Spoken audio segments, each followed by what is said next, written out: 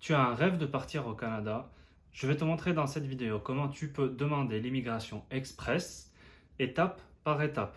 On va partir de la création du compte jusqu'à la transmission des documents et la validation de ton compte. Reste jusqu'à la fin de cette vidéo, je te dévoile toute la stratégie de A à Z.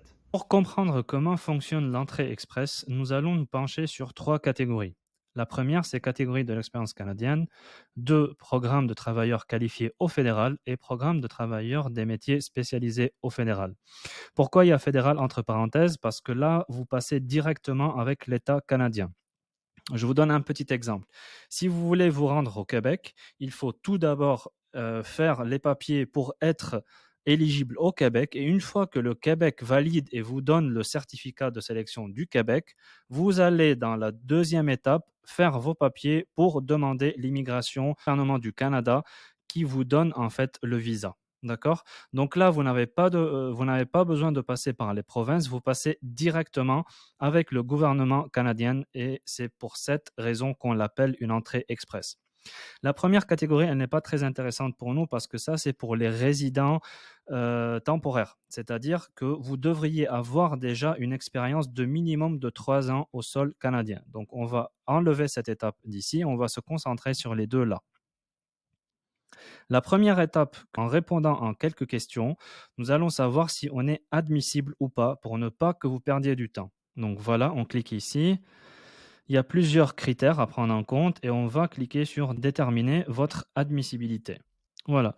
Vous allez arriver ici sur un petit questionnaire. Dans quelle province ou quel territoire vous avez l'intention de vivre? Donc même si vous choisissez l'Express, il faut choisir quand même un endroit où vous allez vivre. On va peut-être partir sur Alberta. Suivant.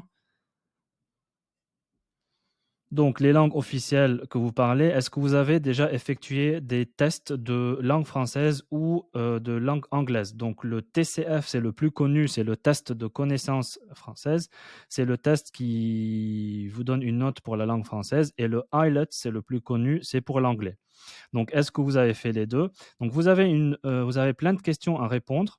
Et à chaque fois que vous répondez, le système va enregistrer des notes. Du coup, les amis, j'ai pris le temps pour ne pas faire la vidéo ultra longue. J'ai pris le temps de remplir ce petit formulaire.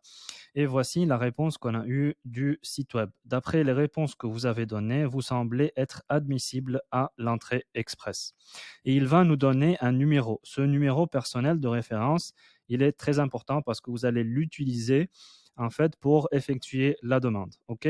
Donc ça, c'est la première étape à faire si on veut passer à l'immigration express et il vous détaille étape par étape qu'est-ce qu'il faut faire.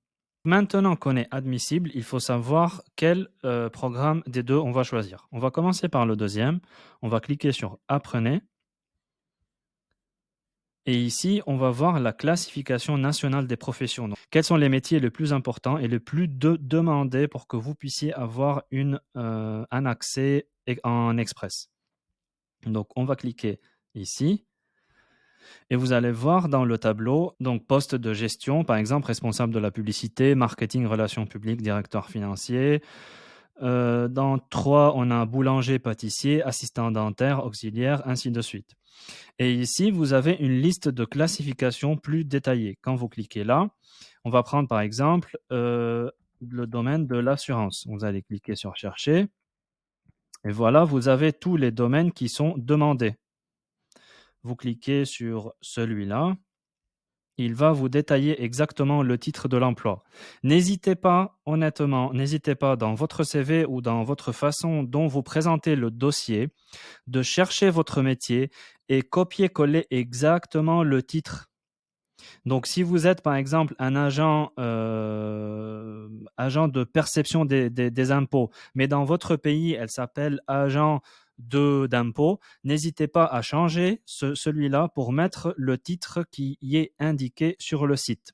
Comme ça, le système détecte exactement le même métier. Il va vous classer dans les meilleurs. Et maintenant, on passe sur les métiers spécialisés. On va cliquer ici et on va aller voir en dessous. Voilà, ils sont classés par chiffres. Par exemple, le 73, c'est métiers généraux. 92, supervision de la transformation, fabrication, opérateur, contrôleur, cuisinier, cuisinière, boucher, boulanger, pâtissier, ainsi de suite. Et si vous cliquez sur ce lien-là, il va nous ramener tout en bas ici vers la liste complète. Regardez combien de pages il y a plus de 51 pages de titres ou de classements de métiers qui sont demandés. Donc n'hésitez pas à faire le tour, ou vous pouvez juste ici regarder et voir qu'est-ce que dans votre domaine, par exemple, si vous trouvez quelque chose. Chauffeur. Voilà, on a un chauffeur de taxi, chauffeur limousine, chauffeur service de livraison et de distribution. J'en ai eu beaucoup de commentaires pareils sur ma dernière vidéo, des personnes qui demandent si ça c'est possible ou pas. Donc ça, c'est un excellent moyen. Donc maintenant, du coup, on a vu les différentes sections. Ce qu'on va faire, c'est qu'on va revenir ici, immigration, immigré, entrée express, consulter comment ça fonctionne.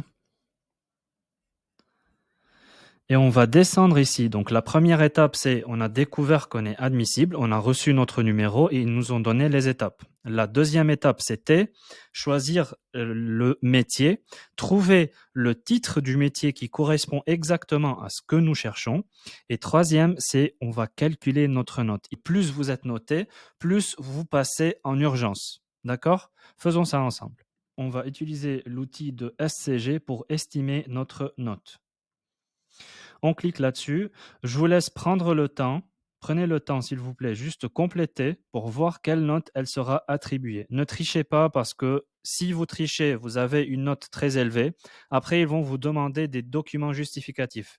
Si vous ne les avez pas et qu'ils savent que vous avez triché, vous risquez de passer en blacklist. Et quand vous passez en blacklist, c'est mort pour redemander l'immigration de nouveau.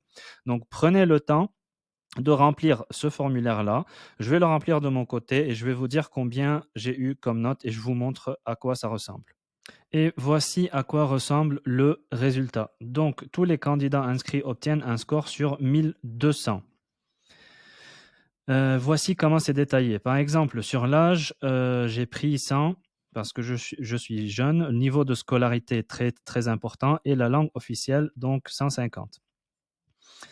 Et pour le bonus, donc voilà, ici, si vous avez une offre d'emploi, ça aide beaucoup.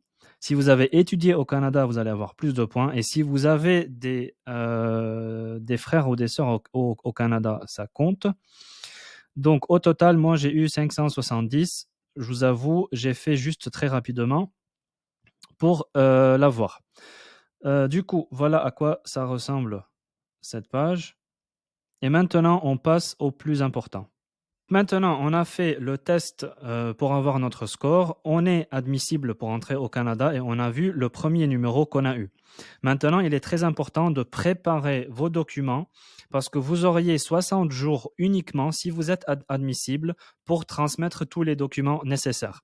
Dans certains pays, il est très, très, très long pour avoir des documents officiaux, tels qu'un passeport valide, des documents pour faire le test de français, le test de l'anglais, pour avoir les certificats de l'université. Je ne sais pas où vous habitez, mais ça peut être très long. Donc, avant de soumettre votre profil ou avant de faire cette étape-là, ayez tous les documents nécessaires et on va voir de quoi vous auriez besoin. Donc, certificat de police de là où vous habitez. Et si vous avez habité dans plusieurs pays pendant plus de je pense 2 ans ou 3 ans, il faut un certificat de police de chaque pays où vous avez habité. Une preuve de fonds, donc il vous détaille ici combien vous avez besoin. Un certificat de naissance, bien sûr, vous le traduisez en anglais ou en français, ça dépend de ce qu'il demande. Vous allez remplir ces 2 formulaires en PDF. Un certificat de mariage si vous êtes marié, de divorce ou de décès ou d'adoption, peu importe. Autre document, vous allez avoir besoin de votre passeport. Vous allez avoir besoin de votre test, donc le IELTS et le TCF canadien. Vous préparez tous ces documents-là.